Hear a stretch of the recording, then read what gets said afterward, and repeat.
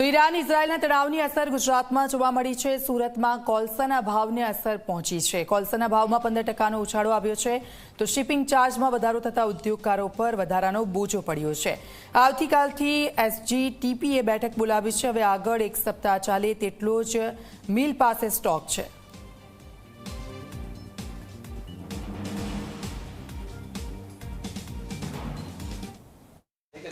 Iran અને Israel વચ્ચે જે રીતે યુદ્ધની પરિસ્થિતિનું નિર્માણ થયું છે, ત્યારબાદ તેની સીધી અસર સુરત પર જોવા મળી રહી છે। ખાસ કરીને સુરતની જેટલી પણ ડાઇંગ મિલો છે તેમાં કોલસાનો ઉપયોગ રોજે રોજ થતો હોય છે, પરંતુ આ કોલસાનો જે ભાવ છે તે વધી ગયો છે। આપણી સાથે ડાઇંગ મિલના જે માલિક છે તે જોડાયા છે। જીતુભાઈ, ખાસ કરીને કોલસાનો ભાવ વધ્યો છે, શું કહેશો?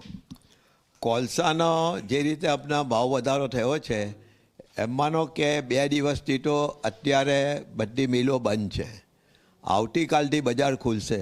જ્યારે મિલ બંધ થઈ ત્યાર પહેલાં જ આ લોકોએ લગભગ 800થી 1200 રૂપિયાનો ભાવ વધારો કરી દીધો છે, અને ત્યાર પછી યુદ્ધની તીવ્રતા પણ વધી ને એવું લાગે છે કે અત્યારે યુદ્ધ લાંબુ ચાલશે।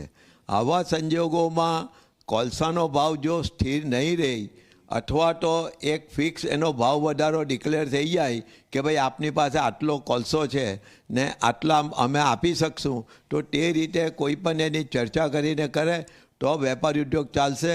કાલથી જો માર્કેટ ખુલે છે ને બધી ઇન્ડસ્ટ્રી ચાલુ થશે, એવા સંજોગોમાં કોલસાના ખૂબ જરૂર પડશે, અને જો આ રીતે જ રોજ થોડો ભાવ વધતો રહેશે તો ઇન્ડસ્ટ્રીને માટે આવનારા દિવસો ખૂબ કપરા છે, અને કોઈ પણ સંજોગોમાં આવા ભાવ વધારાના એનાથી ઇન્ડસ્ટ્રીને પોસાય તેમ છે નહીં, ને ઇન્ડસ્ટ્રીને ચોક્કસ આમાં ઘણો બધો ભાવ વધારો કરવો પડે।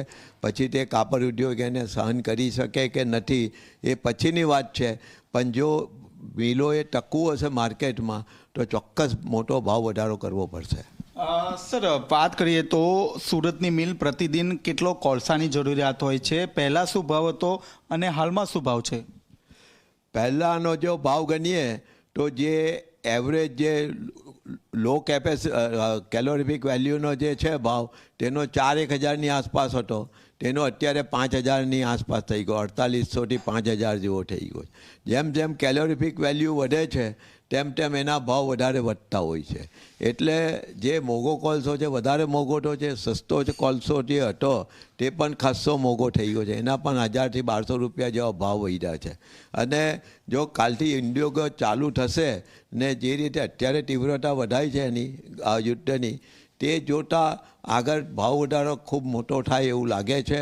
અને જો કદાચ જો માલ જો નહીં આવે ને વેસલ નહીં મળે તો કદાચ ઉદ્યોગો પણ બંધ કરવા પડે એવી પરિસ્થિતિનું સર્જન થાય।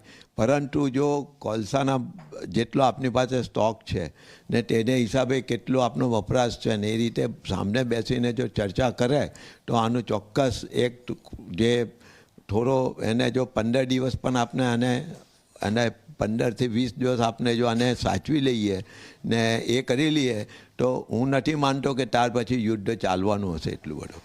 તો આપણે જે રીતે જોયું તે રીતે હાલમાં જે રીતે યુદ્ધની પરિસ્થિતિનું નિર્માણ થયું છે, કોલસાના જે ભાવો છે તેમાં સતત વધારો જોવા મળી રહ્યો છે। જો આ જ પરિસ્થિતિ રહેશે તો આગામી સમયમાં જે મિલો છે તે મિલો બંધ થવાને આરે આવશે।